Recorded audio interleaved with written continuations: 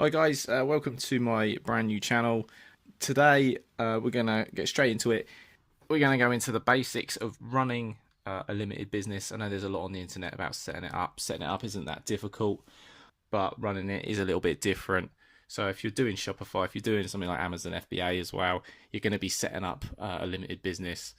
And there's just a few things you need to know really about running one, what's involved. So we're going to go over the basics of that today.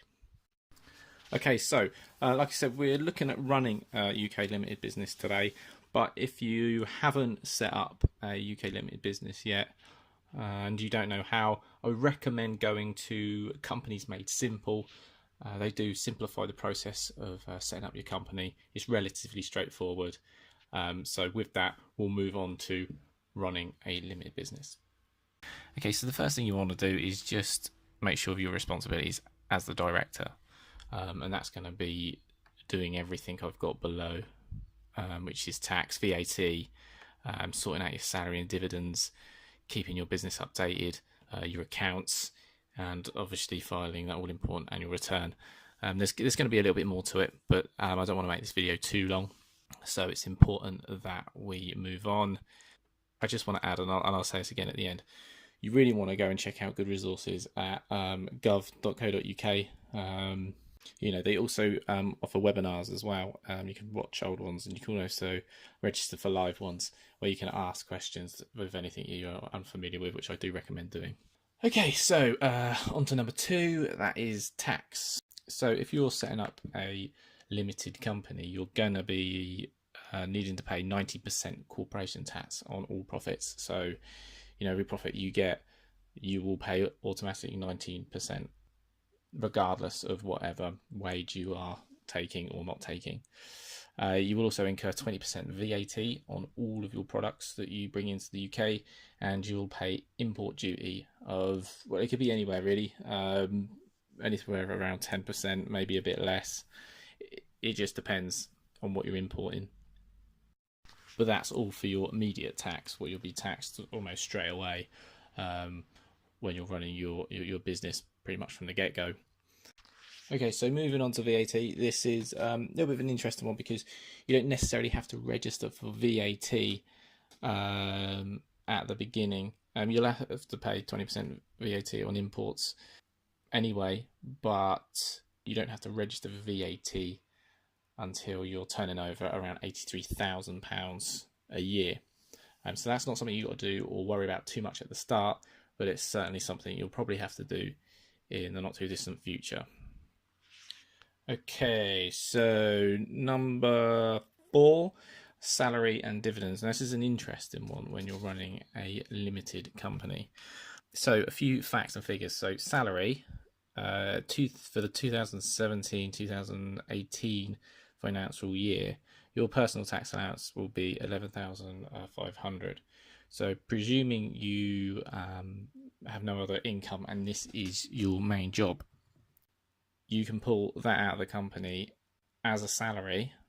You will have to register as an employer via HMRC and then pay yourself a salary as an employee of your own company, and you can pay 11,500 to yourself tax-free. You will still have to pay national insurance contributions as an employee, and I think roughly, I'm not too sure about this, but I think it's around, if you were taking out 11,500, you're probably looking at around £400 national insurance contributions you'll have to pay, and that will go up the more you pay yourself. So that's something you'll have to look into. Okay, so that's your salary.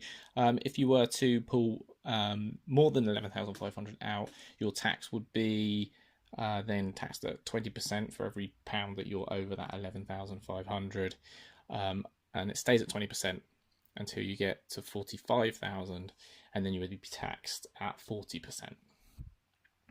So yeah, there's a lot of tax involved, as you would probably presume there would be.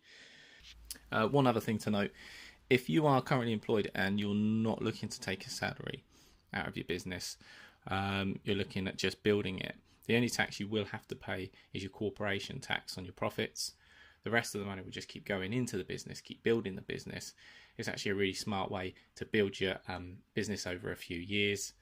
You can let it grow and then start taking a decent salary or taking out some big dividends. But yeah, as you're building the business, if you don't have to take a salary, it's advised not to. Just keep building the value of the business. So dividends, you can take 5,000 tax free as long as you're in profit. The business is in profit. Although the crazy thing about taking dividends out, even if you are the only person involved in that company, you still have to keep a timesheet and keep minutes on the discussion between yourself. So it's really only just for reference. So when you pull your dividends out, there's a reference of that meeting, and minutes were kept to decide that dividend payout between yourself and yourself. So it's really only just for your records, but you do need to do that, as crazy as that sounds. Okay, so there is quite a bit more, if I'm honest, with the salary. Certainly want to look more into the national insurance contributions and the tax thresholds in terms of your dividends. As I said, I don't want this video to go on too long.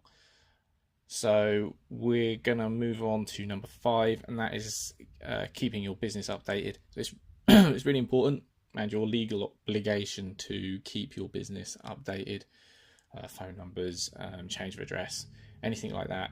It might not seem that important, from day-to-day running of your business, but it's certainly essential and something you need to do, because you really got to keep up with all the rules. You're dealing with HMRC, the government. You don't really want to mess them about, so keep everything updated. Okay, so number 6, your accounts. Okay, accounts. Get an accountant. No, don't even bother thinking about doing accounts on your own. It is possible, but expect the tax man to come around at least 2-3 times a year if you are doing your own accounts. You don't really want to be starting a new business. There's added stress of doing your own accounts. So if you get yourself an accountant, get yourself a chartered accountant. They're verified. Everything's taken care of on that front. You don't want any taxmen or anything knocking on your door when you're halfway through your new business. Chartered accountants, you can be almost 100% assured that everything's going to be okay with them. You don't want, Bob the accountant down the road to do them, because, a non-verified accountant isn't the way to go. And they will file your annual return for you as long as you provide them with all the sufficient information. They'll tell you what you need. So that leads me on to filing your annual return. I'm actually going to leave a link in the description below of a video through the company house, and that gives you a demo of an annual return. So it's relatively straightforward. And as I said, you can discuss this with your chartered accountant when it comes to doing this. You won't have to do this for a little while, but it's certainly obviously something you will have to do. So I'll leave that link in the description below. Okay, so that's basically it. As I said, it was a pretty brief introduction to it. It covers the basics of running a limited business. It's really just to start you off. If you did like the video, please like, favourite and subscribe below. It really will help. It's a new channel. I want to do quite a bit on genuine business opportunities online. That's why I want to start with setting up a limited business for Shopify and Amazon FBA. So yeah, like, favourite, subscribe. There is a 14-day free trial on Shopify if you click the link below. If you have any questions, just email again. That's in the description below. And yeah, thanks for listening.